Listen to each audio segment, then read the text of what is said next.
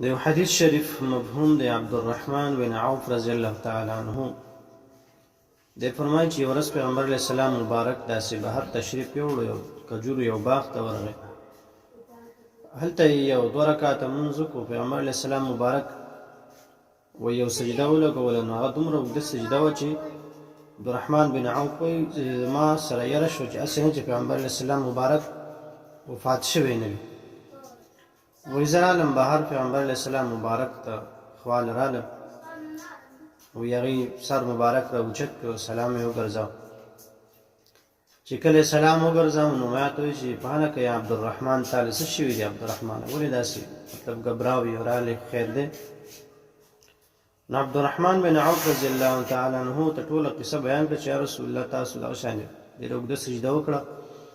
نو زما خیال شمه یاست نه چې تاسو نه روح تللی لکه څنګه تاسو لکه دومره وخت تېر کړه په سجده کې نبی علیه السلام مبارک ته فرمایي چې نه داسې نه ده ما ته جبرائیل علیه السلام راغلی او د هغې د وجې نه ما سجده کې وخت ډېر واخیسته ما ته فرمایل چې الله رب العزت د طرف نه زه تاسو ته یو خوشخبري سناومه یو زیری در کوم هغه دا چې ستا په امت کې په تاسو باندې څوک یو پیره درود شریف وایي نو الله فرمایي چې زه په هغه باندې 10 رحمتونه راوړم 10 رحمتونه پرې رانازلوم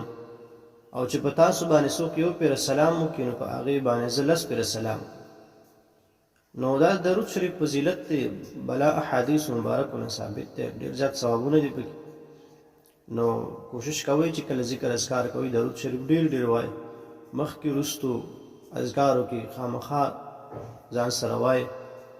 یو پیره درود شریف باندې ویلو باندې الله رب العزت انسان باندې 10 پیره رحمتونه رانازلوي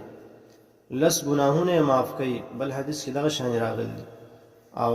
10 پیره سلام رالیږي الله رب العزت په هغه انسان باندې چې کوم پیغمبر علیه السلام مبارک باندې سلام لیږي نو کوشش کوئ په خپله زندګۍ کې اذکار ځان له یو حصه جوړه کوي د خپل ژوند او یو ټیم ولې مقرر کړي خامخا ذکر اذکار کوي او درود شریف ډېر ډېر وایي په پیغمبر علیه السلام مبارک باندې او چې څوک درود شریف ډېر وایي انشاءالله د هغې په برکت سره به الله حج عمرې له هم بوځي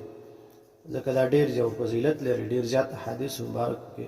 د دې فضیلت ثابت دی نو درود شریف ذکر اذکار ډېر ډېر کوئ